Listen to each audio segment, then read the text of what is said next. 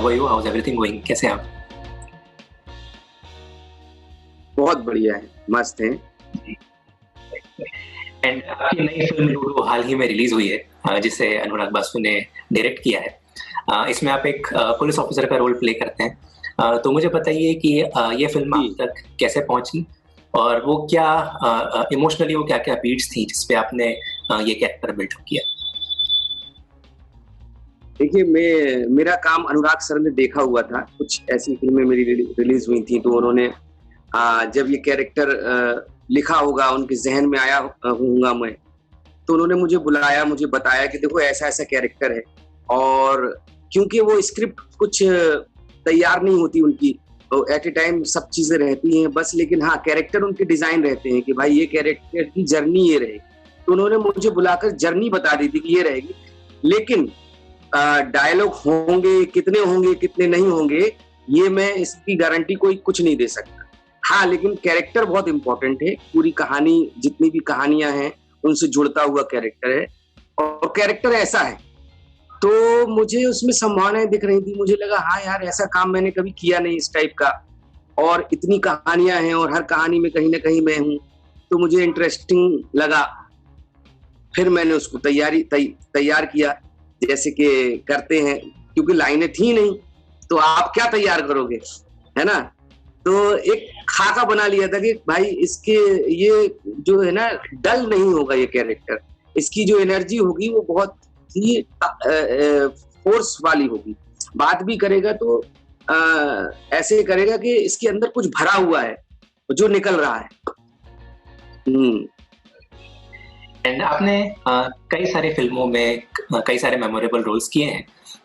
किरदार कैसा भी हो, उसकी लेंथ कैसी भी हो, आप अपने काम से उसमें जान डाल देते हैं और आपका काम बोलता है स्क्रीन पे।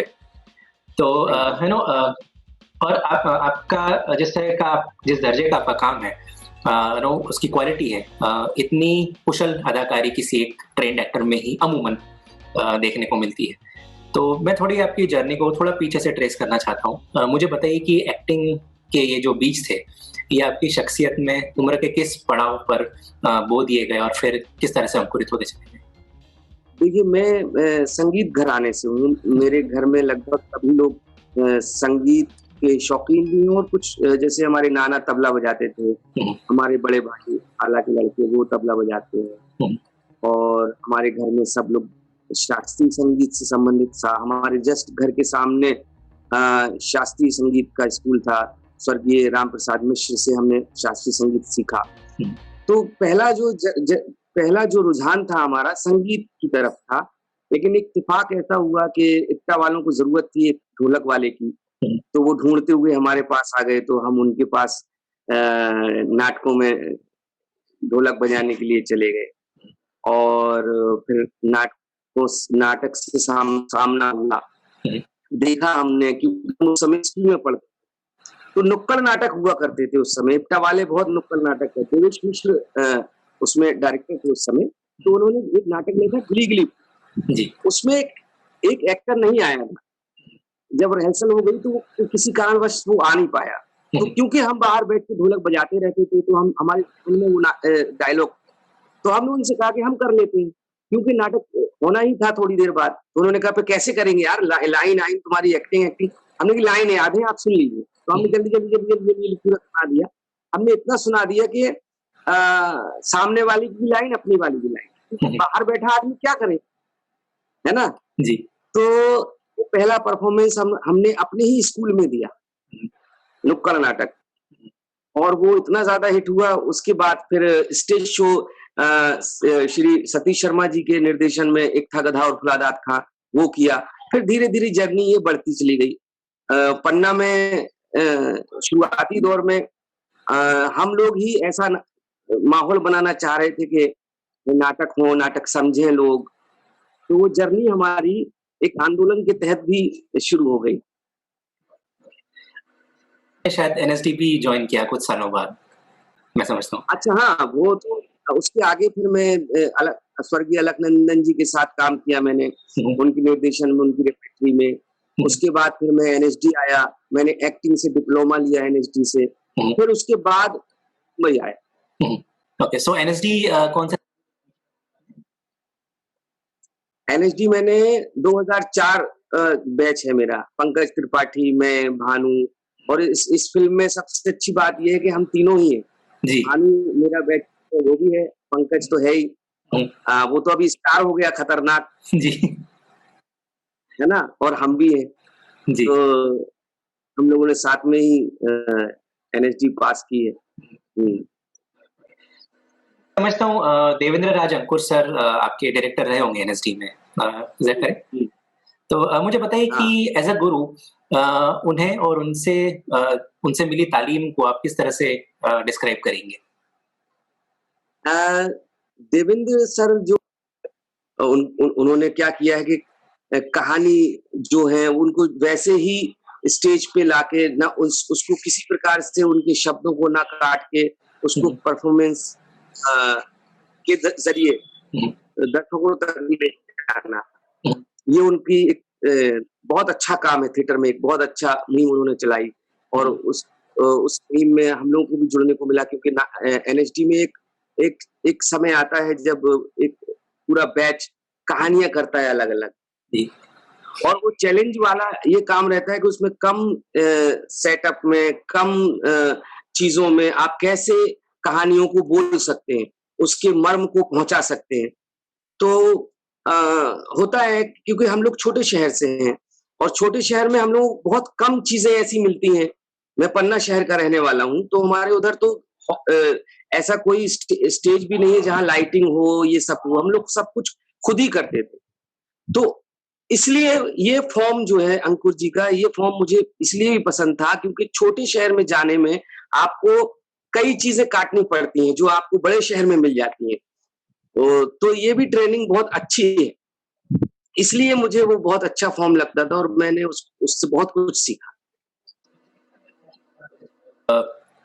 एक बड़े स्टेज पे पहुंचते हैं, सो जैसे आप एनएसडी में पहुंचे, सो किसी भी फील्ड में आगे बढ़ने के लिए ऐसी कई सारी चीजें जो आपको सीखनी तो पड़ती हैं, पर कुछ चीजें ऐसी भी होती हैं जो आपको अनलर्न करनी पड़ती है, क्योंकि वो ऐसा एक टाइम के बाद वो थोड़ा ऐसा रोड ब्लॉक आपके सामने खड़ा कर देती हैं। तो वो क्या चीजें थी एक्टिंग के बारे में जो आपने एनएसडी में रहते हुए अनलर्न की या जिन्हें आपको भुला देना पड़ा? पहले क्या होता था कि पहले मैं कैरेक्टर पढ़ता था और कूद जाता था नाटक करने के लिए, कुछ भी करने के लिए, और शब्दों का ध्यान नहीं रखता था, कुछ भी बोल देता था। लेकिन जब एनएसडी में आया तो मुझे समझ में आई चीजें, और जो चीजें जो मैं गलतियां करता था, जैसे कि इम्प्रोवाइजेशन बहुत ज्यादा मेरी आदत थी इम्प्रोवाइज करने की, और पन्ना में तो मैंने वो सब चीजें जो होता ना कि अल्हड़पन जो बेवाकी थी, जो एक ऐसा था कि कॉस्ट्यूम पे ध्यान नहीं देना, कुछ भी आप चलो कर लेते हैं, लेकिन इधर एनएसडी में आके यही सब चीजें सीखी कि आपकी कॉस्ट्यूम कितनी इम्पोर्टेंट है ना। तो अब कॉस्ट्यूम के प्रति ये नहीं कि कुछ भी कर लो, कुछ भी, तो वो छोड़ा हमने। कॉस्ट्यूम पे ध्यान देना, मेकअप पे ध्यान देना, अब सामने वाले एक्टर को समझना, कैरेक्टर को समझना, और एक दायरा जो होता है, अगर कोई डायरेक्टर चाहता है कि आप इसी दायरे में काम करें, उस दायरे में रह के काम करना बहुत जरूरी है। तो फिर मैं ने ये सोचा कि भाई ये तो इधर चलेगा नहीं, ये तो करना ही पड़ेगा। जो आजादी उधर थी वो नहीं है इधर, तो ये फॉर्म भी हमें सीखना पड़ेगा, ये नियम कानून भी समझना पड़ेंगे। तो यही है। एनएसडी के बाद में आपने, जहां तक मेरी जानकारी है, आपने रेपर्टरी ज्वाइन नहीं की। Please correct me if I am wrong. नहीं, मैंने नहीं की। हाँ। तो इसके कई सारे कारण रहे होंगे, पर मैं समझता हूँ एक वन ऑफ द रीजंस पैसे का भी था। अब हम कोई भी इंस्टीट्यूट बतौर स्टूडेंट इसलिए ज्वाइन करते हैं ताकि हमारी फील्ड में यूज होने वाले स्किल्स की वो इंस्टीट्यूट हमें बेहतर समझ देते हुए आगे हमारा फ्यूचर फाइनेंशियली भी सिक्योर रखे। इस देश के दूसरे प्रीमियर इंस्टीट्यूट्स मसलन आईआईटी, आईआईएम, जहां अपने स्टूडेंट्स को एक अच्छा डिसेंट पैकेज सुनिश्चित करके देते हैं, वहीं एनएसडी इतना नामी गिरामी इंस्टीट्यूट होने के बावजूद, एशिया का सबसे जाना माना सबसे बड़ा एक्टिंग इंस्टीट्यूट होने के बावजूद, अपने स्टूडेंट को उस लेवल का फाइनेंशियल सिक्योरिटी या फाइनेंशियल सेफ्टी वो प्रॉमिस नहीं करता है। तो एक चीज़ मैं समझना चाहता हूँ कि समय के रहते हमने एनएसडी की स्थापना तो की, बट समय और समाज के बदलने के साथ-साथ एक जो स्टूडेंट और एक इंस्टीट्यूट का जो रिलेशनशिप होता है, वो एनएसडी का कहीं न कहीं स्टैग्नेंट हो गया एक तरीके से। इस पे आप क्या अपना मत रखना चाहेंगे? मैं तो यही कहूँगा कि हाँ, जो थिएटर करते हैं उन्हें ज़रूरत है एक प्रोफ़ेशनल अ अ, ट्रेनिंग की कि कैसे आप प्रोजेक्ट बनाएँ क्योंकि एनएसडी में होता क्या है कि आपको कला के क्षेत्र में ज़्यादा चीज़ें सिखाई जाती हैं। जब आदमी बाहर जाता है, तो उसको आर्थिक जो आपने बोला, आर्थिक प्रॉब्लम से सामना करना पड़ता है क्योंकि अ, कोई निश्चित तरीका नहीं है कि भाई आप एनएसडी पास आउट हो गए तो आपको ये नौकरी मिल जाएगी या ये कैरेक्टर मिल जाएगा या ये आपका इतना तो आपका तय है और वो होता नहीं तो लोग जैसे हम जैसे एक्टर हैं उनको वर्कशॉप करना पड़ती है उनको लोगों को सिखाना पड़ता है जबकि वो टीचर नहीं है एक्टर हैं उनसे उन्होंने एक्टिंग में डिप्लोमा किया है लेकिन उन्हें सब ये सारी चीजें करनी पड़ती हैं जो उन्हें नहीं करना है मजबूरी में करना पड़ता है मेरा ये सजेशन मैं हमेशा बोलता भी यही हूँ कि ज्यादा स्कूल खोलने से ज्यादा अच्छा है कि आप रिपेक्ट्रियां खोलें लोगों को रोजगार देने का प्रयास करें सरकारी तौर पे रिपेक्ट्रियां होती भी हैं लेकिन बहुत कम पैसे मानदंड अभी शायद 8,000 या 6,000 है आज एक मजदूर को भी इससे ज्यादा पैसे मिल जाते हैं आप एनएसडी निकलने के बाद आप रिपेक्ट्री में भी जाते हैं किसी या खुद खोलते भी हैं तो आपको मुश्किल से 7-8 हजार या 10,000 रुपए पर मंथ का सरकार मुहैया कराती है रिपेक्ट्री और उसका भी भरोसा नहीं कि आपकी अगली ग्रांट पास होगी या नहीं होगी तो ये अच्छा आपने मुद्दा उठाया मुझे लगता है कि इस पे सरकार को सोचना चाहिए कि बीए पास करने के बाद एक ग्रेजुएट व्यक्ति 3 साल एनएसडी में पढ़ता है उसके बाद जब वो निकलता है तो उसकी सरकारी तौर पे उसकी कीमत 6,000-8,000 रखते हैं आप लोग जबकि इसीलिए लोग मुंबई भाग जाते हैं कुछ और काम करने लगते हैं तो अगर ये चाहते हैं कि थिएटर हो अच्छे तरीके से हो तो एक आर्थिक पैकेज सरकार की तरफ से होना चाहिए और हम लोगों को भी ये चाहिए कि सरकारी फंड के अलावा भी आप प्राइवेट या दर्शकों को ऐसा तैयार कीजिए कि उनके जहन में ये आए कि हाँ हम टिकट देके खरीदे नाटक देखें और लोग देखने आए नाटक की आदत डालें हम लोग प्राइवेट तरीके से भी ऐसा ना हो कि सरकारी फंड मिल गया तो आप फिर ऐसे नाटक करें कि लोगों को समझ में भी ना आए लोग देखने ही ना आए वही लोग आपकी तारीफ करें जिनकी जर्नी नाटक से संबंधित है या जो कला को प्रेम करते और पूरे इतिहास में कला प्रेमी कम ही होते हैं ऐसा थोड़ी दर्शक इम्पोर्टेंट होता है और उनकी तादाद ज्यादा होती है हर कोई कलाकार होता नहीं तो हम लोगों को हमारा भी दायित्व है कि दर्शकों को समझ के नाटक करें जैसे कि आप गुजरात में होता है मराठी प्ले होते हैं कमर्शियल आसाम में होता है हिंदी बेल्ट में ये सबसे बड़ी प्रॉब्लम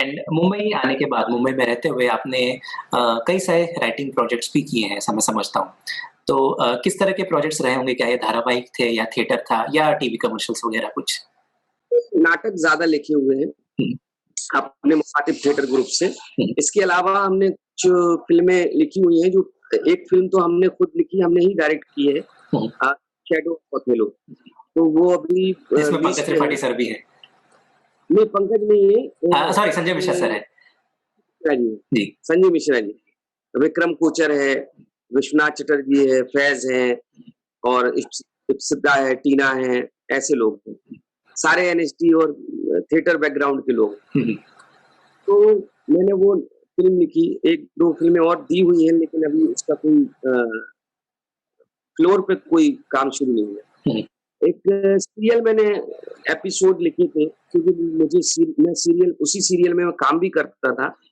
हर्षात टुल्लू बैठा है वो व्यंग पे आधारित राजनीतिक कटाक्ष तो मुझे बहुत पसंद था और मेरा थोड़ा जो वैचारिक चीजें हैं जो विचार है उससे मिलता जुलता है मेरा काम करने का तरीका उस सीरियल से मिलता जुलता है मैं व्यंगात्मक तरीके से कुछ बात करना चाहता हूँ तो इस कारण से मैंने उसमें कुछ एपिसोड लिखे हुए थे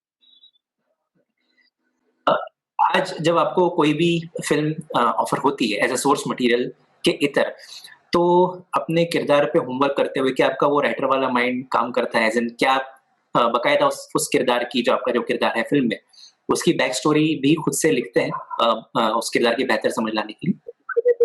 एज एन एक्टर भी लिखना ही पड़ता है, समझना ही पड़ता है, करना ही पड़ता है। हाँ, लेकिन एज एन राइटर हमारा दिमाग चलता है कि अगर इस कैरेक्टर में ये लाइन हो जाए या ऐसा हो जाए, ऐसा भी हो सकता है। तो हमारी आदत है, हम जानबूझ, डायरेक्टर चाहे कितना डांटे, कितना ताकतवर हो सामने वाला, हम घुस जाते हैं। सर ऐसा कर सकते हैं, ऐसा कर सकते हैं, ऐसे ऐसा हो सकता है।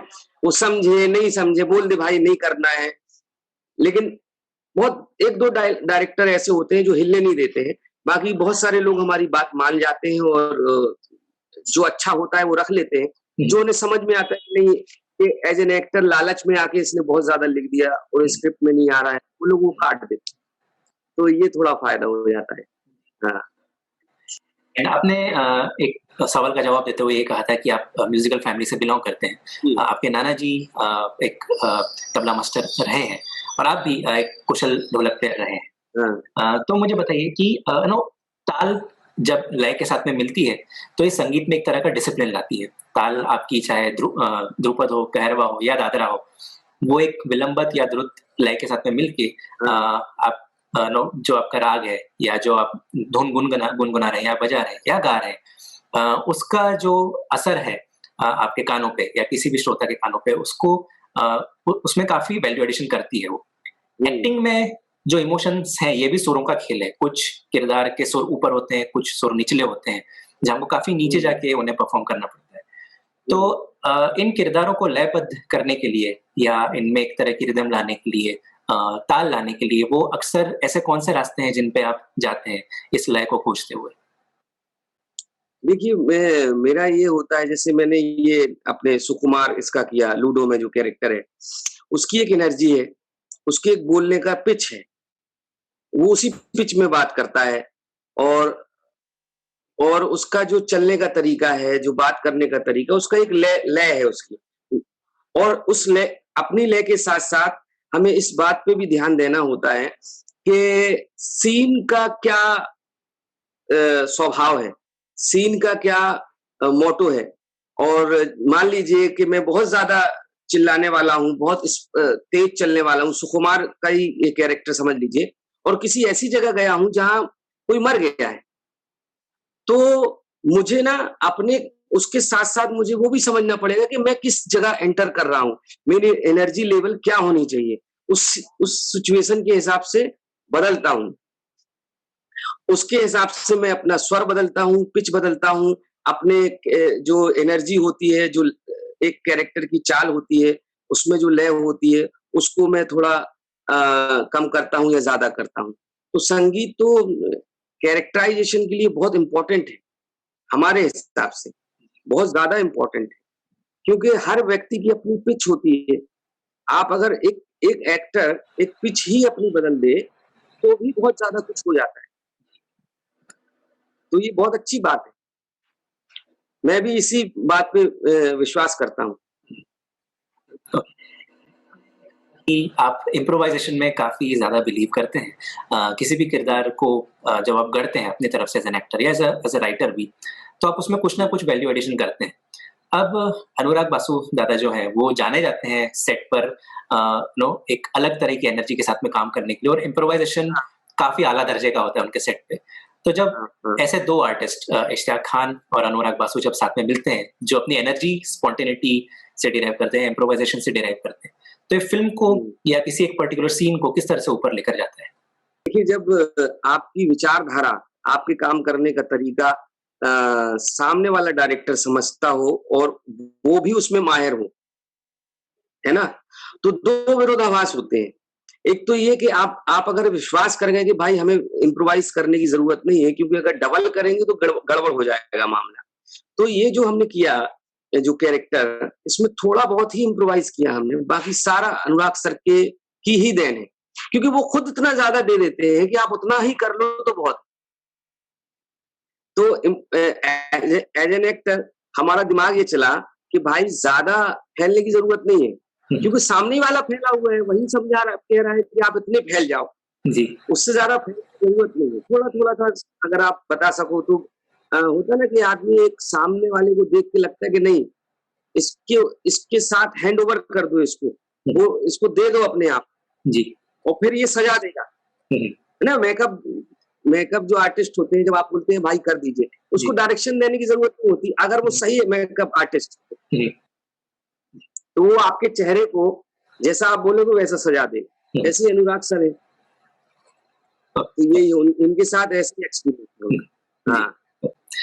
बात करते हैं फँस गए रे ओबामा की। वो एक फ़िल्म ऐसी है जिसने आपको मासेस तक पहुँचने का आपका रास्ता खोल दिया और क्योंकि इंटरनेट और सोशल मीडिया उन दिनों ज़ोर पकड़ रहा था, तो इनके चलते आपका काम लाखों करोड़ों लोगों तक पहुँचा और वो आपकी अदाकारी के मुरीद हो गए।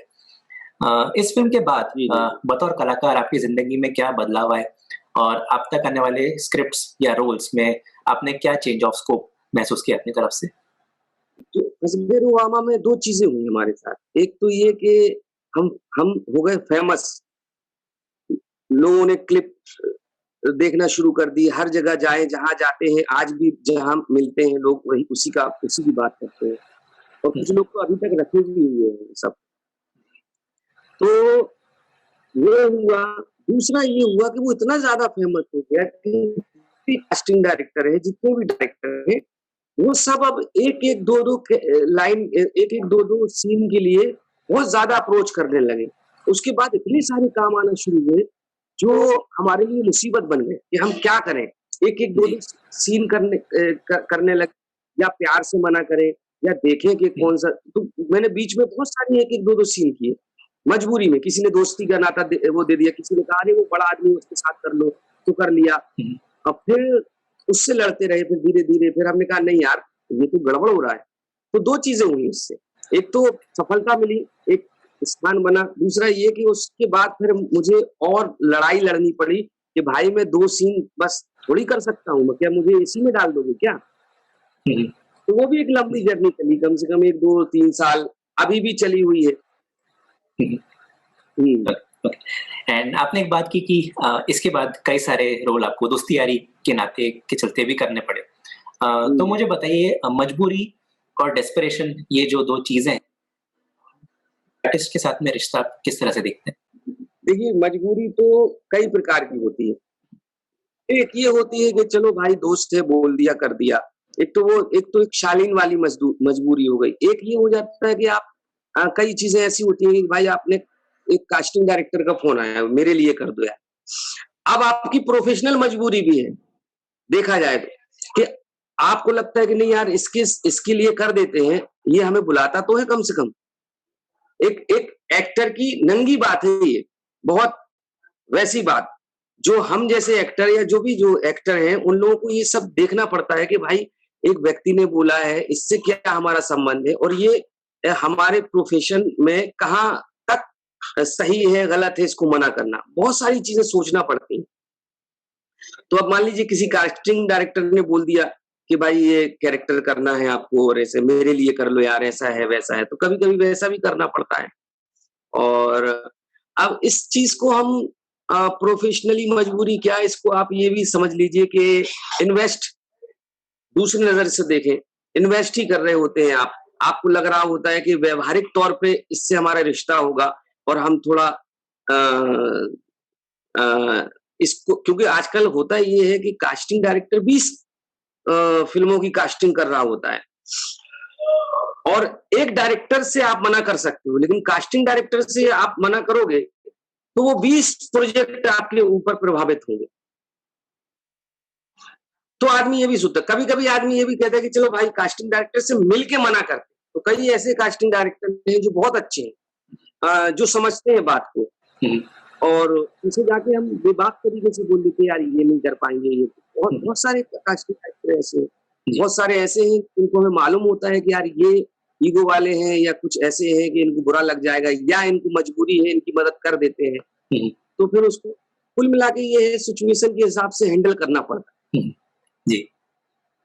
Okay, okay. And Anarkali of Aarah में आपके किरदार और स्वरा के किरदार के बीच में एक सीन है, एक सेपरेशन सीन है, जहाँ आप अपने इमोशंस दबाते हुए फिर भी आप रुआँ से हो जाते हैं।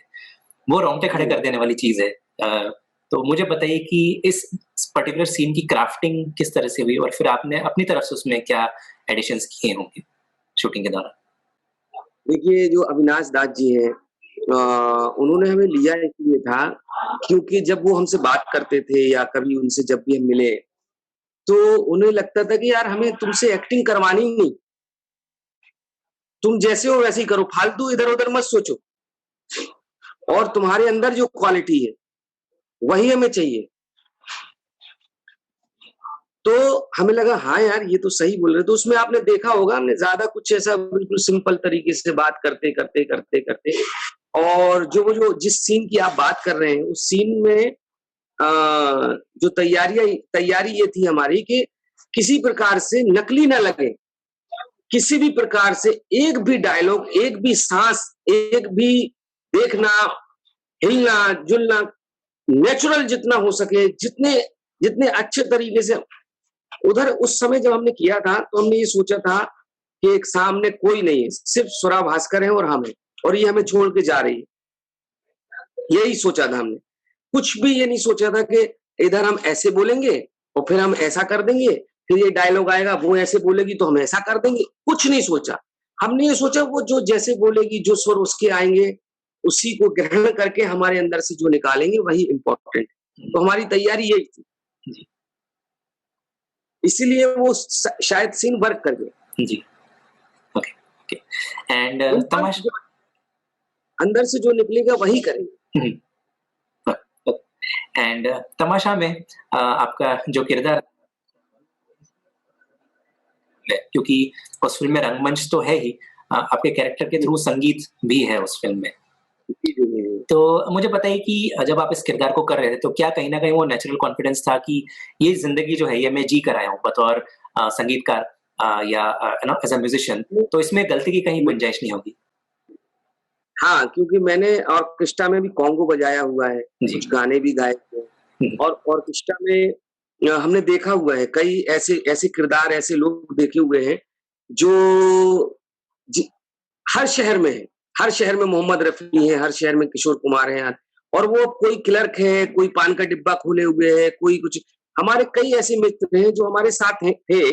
अब वो कोई पुलिस वाला हो गया, कोई तबला बजाने लगा, कोई चाय की दुकान खोल ली, किसी ने होटल खोल ली। ऐसे कई लोग जिनको हम देखते हैं जो मज़ेदार लोग हैं, जो कभी मुंबई नहीं आए, कुछ कारण से। तो हमें कहीं जाने की ज़रूरत ही नहीं थी। इसलिए वो कैरेक्टर जो है इतना ज़्यादा हिट हुआ, इतना ज़्यादा लोगों ने उसको पसंद किया, उसका कारण यही था क्योंकि हमारे इर्द-गिर्द, हमारे आस-पास वैसे ही लोग बसते हैं। एंड सबसे आखिर में तमाशा के डायरेक्टर इम्तियाज़ अली खुद रंगमंच का हिस्सा रहे हैं काफ़ी सालों तक। तो मुझे हुँ। बताइए इस फ़िल्म की शूटिंग के दौरान थिएटर से जुड़े वो क्या डिस्कशंस आपके रहे होंगे जिसके चलते आप उनके थ्रू या वो आपके थ्रू थिएटर की किसी नए आयाम से रूबरू हुए? थिएटर से उनका जुड़ाव ये था कि वो पहले तो क्योंकि हम शूट करते थे तो ज़्यादा हम उनसे घुले-मिले नहीं थे। एक होता है ना डायरेक्टर का सिर्फ़ इतना संबंध के as an actor, as an director बात चल रही है वह जैसी शूटिंग-वूटिंग होने लगी फिर डबिंग में जब बात पहुँची, तो उनसे थोड़ा एक रिश्ता हो गया। तो डबिंग के समय उन्होंने बोला कि यार तुम नाटक करते हो, ये करते हो, कर दो। हमने कहा हाँ, नाटक करते हैं, शेक्सपियर का ये किया। अच्छा कौन-सा शेक्सपियर का? फिर धीरे-धीरे पता चला कि इनको तो सब जानकारी है। इनको जितने भी नाटकों के हम नाम ले रहे हैं, जिस थॉट की बात कर रहे हैं, जिन एक्टिंग टीचरों की बात कर रहे हैं, चाहे वो क्लोतोवस्की की हो, स्टेनिस्लावस्की की हो या अपने देश के भरत मुनि की हो या हमारे जो टीचर हैं चाहे राम गोपाल बजाज हो या अंकुर जी हो, सबकी जानकारी, सबका थिएटर हरी तनवीर का थिएटर कैसा है, इसका थिएटर तो उनको बहुत ज़्यादा जानकारी है इस बारे में। हुँ, हुँ। खास तौर से दिल्ली के रंगमंच की बहुत ज़्यादा पकड़ और जानकारी है उनको। जी। तो ऐसी चीज़ें उनसे डिस्कस उन्होंने बोला भी था कि हम आपका नाटक देखेंगे, आप जब भी बुलाएँ, हुँ, बताएँ और एक नाटक वो देखने भी आए थे हमारा, द शैडो ऑफ ओथेलो। जी।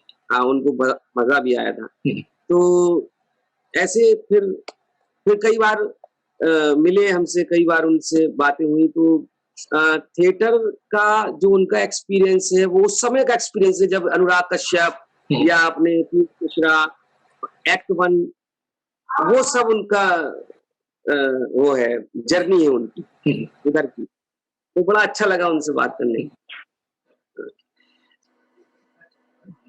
बातचीत के आखिरी पड़ाव पर पहुंच चुके हैं। मैं जानना चाहूंगा कुछ ऐसा सवाल जो मुझसे पूछना रह गया हो, या जिसका आप जवाब देना चाहते हो या जिसके बारे में बात करना चाहते हो। So please feel free to talk about. मैं अभी बस यही है कि आपने,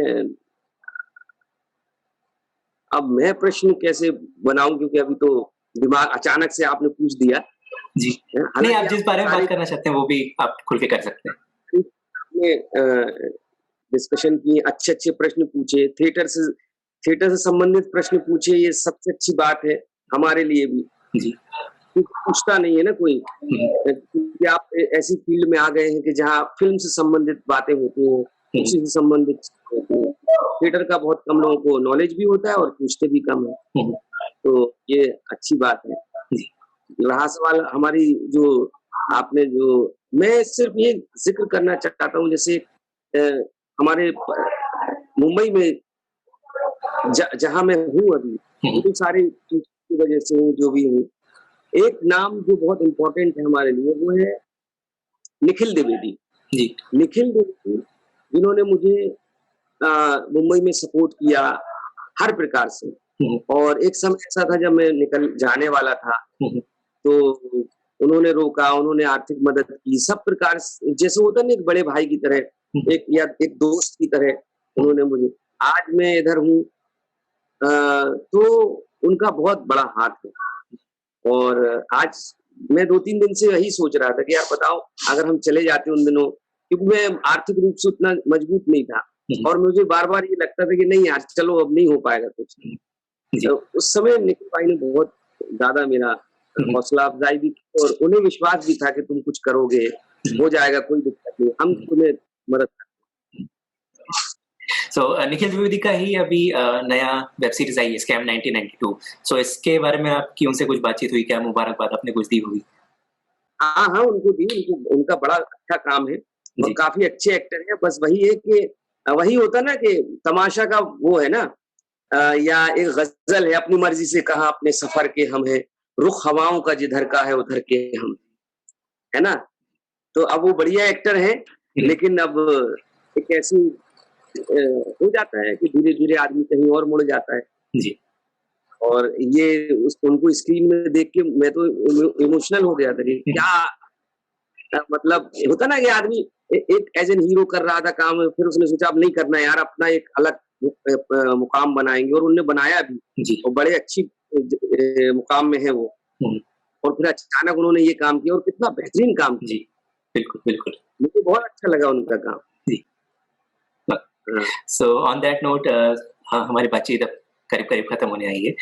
मैं चाहूंगा कि आप लूडो के बारे में बतौर एक्टर, जो आपका किरदार है उसके बारे में कुछ एक हमें जिस्ट दें, और फिर हम इस प्रोग्राम को खत्म करेंगे। लूडो हमारा जो कैरेक्टर है, वो एक पुलिस वाले का कैरेक्टर है, और उसमें वो ऐसा पुलिस वाला है जिसने कभी शायद इतने केस देखे ही नहीं अपने जीवन में, एक साथ हैंडल, कभी आते होंगे धीरे धीरे, एक कर लिया, दूसरा कर लिया, लेकिन अचानक उसके जीवन में जितना वो है नहीं, उससे ज्यादा उसको लोड मिल गया, है ना। तो अब वो छटपटा रहा है कि कैसे चिल्ला के जीत जाए या सॉल्व कर दे, कैसे करें। तो पूरी फिल्म में उसकी यही जर्नी है, वो परेशान है कि इतनी सारे केस कैसे आ गए यार, मतलब ये भी हो गया, वो भी हो गया, ये और वो कुछ कर भी नहीं पा रहा है ना।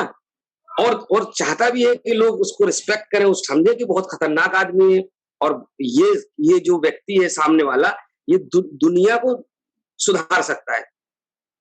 तो ऐसा कैरेक्टर है वो।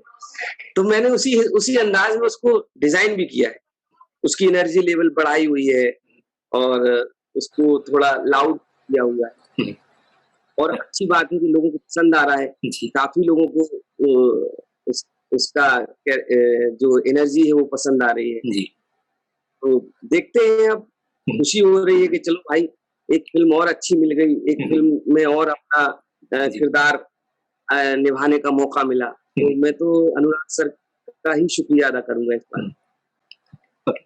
So on that note, thank you so much for talking to us, Ishtiaq ji. It was a pleasure and an honor talking to you. Please आप ध्यान रखें and please take care and I wish you all